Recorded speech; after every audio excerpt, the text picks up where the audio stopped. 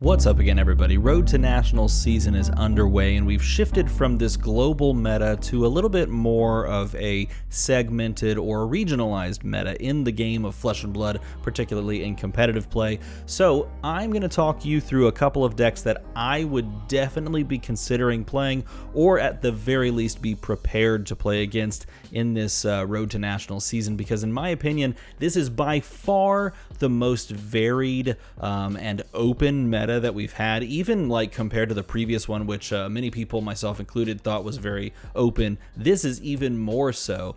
You don't have like a big three in my opinion, but I am going to talk about probably the de facto biggest hero, and then why that may not be necessarily the hero to play. Nevertheless, let's go ahead and jump into the 4 or 5 heroes that you should really prepare to play or prepare to play against. And of course, it would be the wrong play. It would be the absolute wrong play if we didn't talk about Lexi first. So Lexi is an interesting like hero right now, because Lexi is an incredibly powerful hero, thanks to, well, not just Codex of Frailty, but also all of the other arrows and the disruption that she has at her disposal.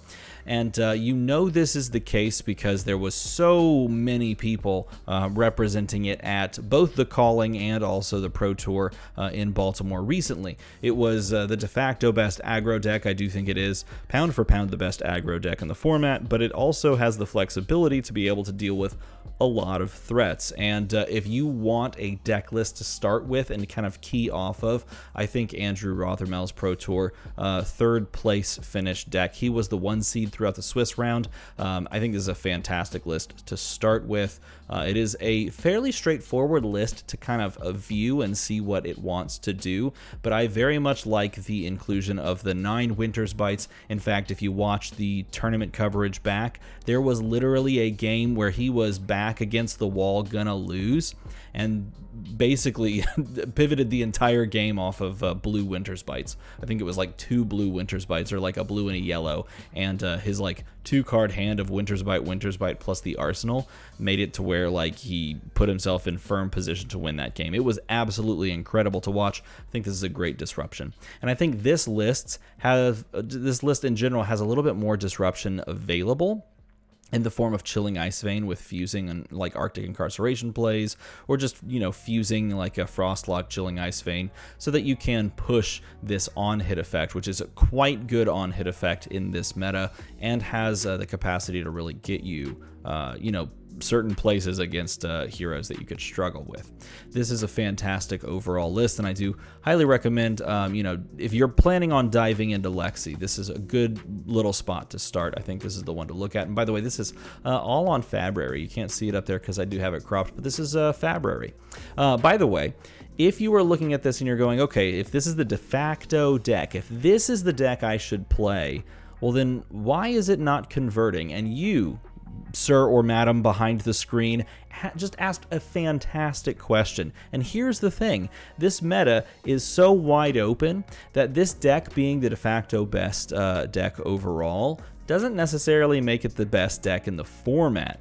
It may be the best aggro deck overall, but not necessarily the best deck in the format, because it does have a consistent weakness to Dromai. And if you're going to look for a Dromai list, I personally recommend that you play the aggro Dromai list. I much prefer it over the control Dromai. I much enjoy it compared to the control Dromai. This is my favorite way to play Dromai, and I think it's super, super fun. And honestly, the dragons just get there against Lexi. It is it's very difficult when you're a hero without a consistent weapon that can just swing and clear dragons to actually deal with them. And if you're a Lexi player, you literally have to rely on Endless Arrow doing its work, and some of this disruption doing its work as well, and both of those things plus damage in concert to try and get you to the win. But unfortunately, you just don't get there as often as Dromai does, because Dromai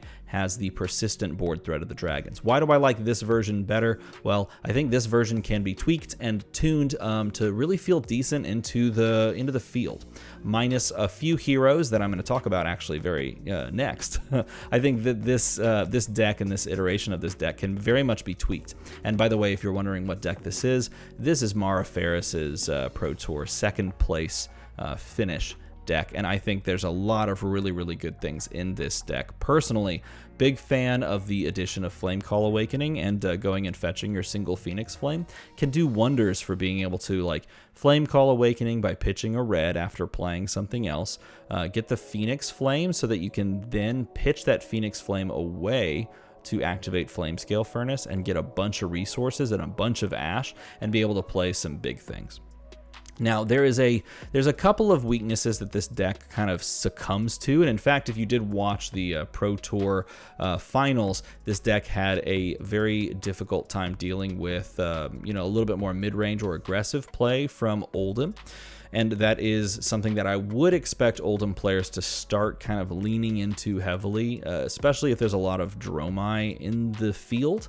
And if that is the case, then this deck does need to be tweaked for that. But even more so, this deck does struggle into a couple of more aggressive heroes. That being said, let me say some very big points to this deck. These dragons are incredible. They are insane. They are very good. You can oftentimes just pivot the way this deck plays with a very adaptive sideboard that makes it really, really fun. You can bring in like Sinks, Remembrances, Passing Mirages, and try to do the combo and like the fatigue plan with the deck into like fatigue heroes, and honestly it can really just get there.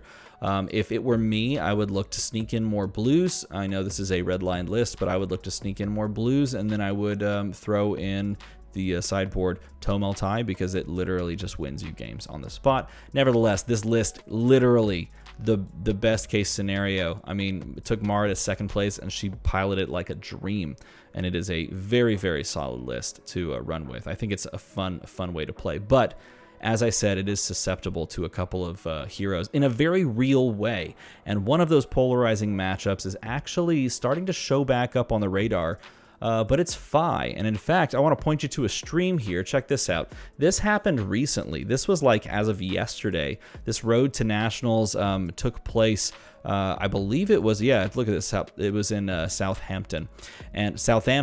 I don't know if that's how you say that. Nevertheless, this was Board in the City, and this is on the Push the Point YouTube channel, which has a great podcast, by the way. But this finals took place between a Fatigue Contract Azuri, which is a little cut off there, and a Fi, and it was a Fi running Kodachis and Mask of Momentum, and the Fi. I mean, this was a very interesting match. It was very back and forth, and then the Fi just kind of ran away with it. But this is indicative of what is starting to happen in the meta. Fi, and really Ninja in general, Katsu including, is very solid into Dromai. And if Dromai picks up steam, like if we see a lot of people pick up Dromai because Dromai eats Lexi, if we see a lot of people do that, then Fi can come back out because it can prey on Dromais and just be able to farm mask triggers to draw cards, to be able to really push tempo and push damage in really huge and scary ways. But it's very functional. The same thing can be said of Katsu.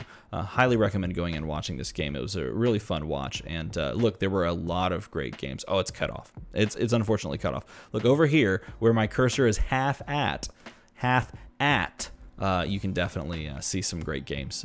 So highly recommend watching this. And if you want to pick up a Fi list, I would love to share this list if Tom Evans is out there and wants to share the list so that we can all kind of learn from you.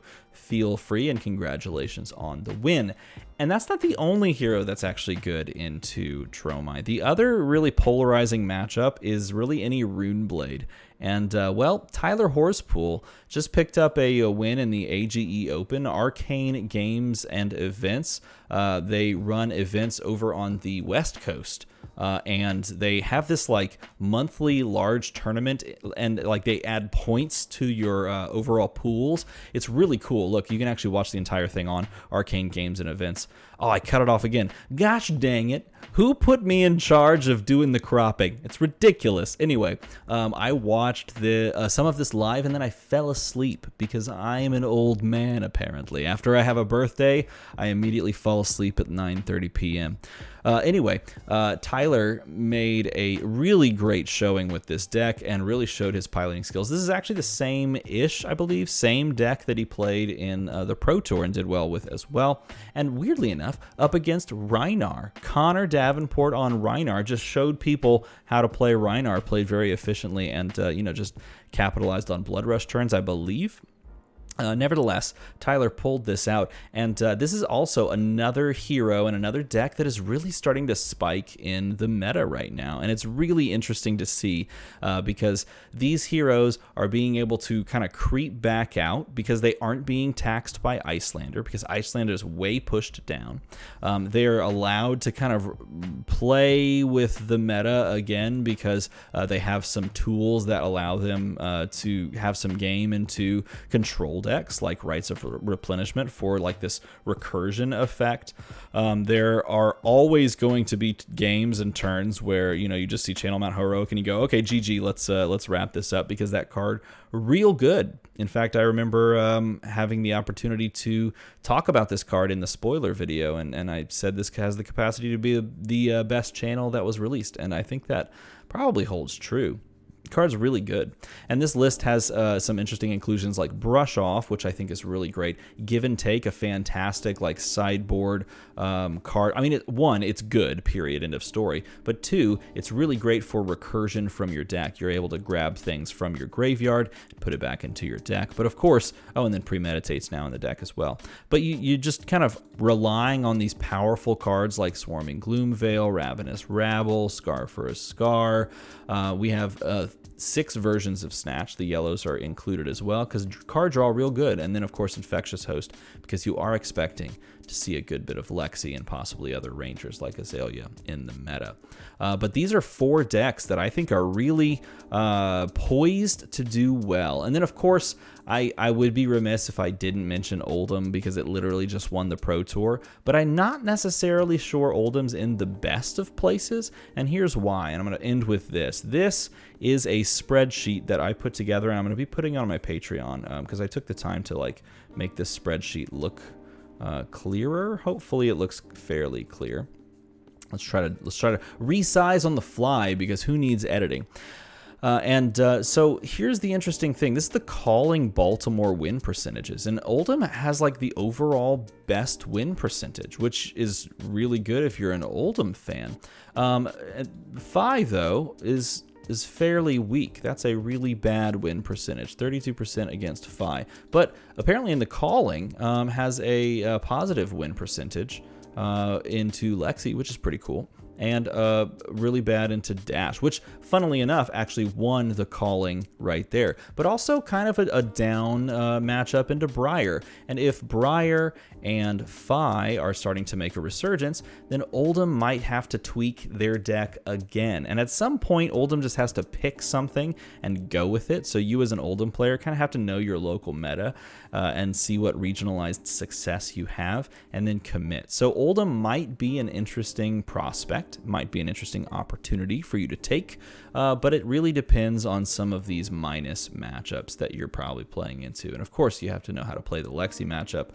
Even though there was huge success there, if you compare that to the Pro Tour Baltimore win percentage, the Oldham matchup into that Lexi was negative, as you see with 44.9%. By the way, if you would like me to give you my overall impressions of both the Pro Tour and the Calling data after sitting down for several hours this weekend and making these spreadsheets, with all of this data here, which these, by the way, I had to rebuild this because these calculations were incorrect. Anyway, if you would like me to talk you through that, let me know in a comment below. But these are the decks that I highly recommend that you either pick up or try for yourself, or know how to play against, because I think this is what you're going to see in the RTN meta for the next couple of weeks. If you enjoyed this video, if you learned something, or you just had a good time, I don't know, doing whatever you do while you watch these videos, it's probably pooping. It's probably you're in the bathroom, and that's okay. I'm not judging you. But if you enjoyed your time,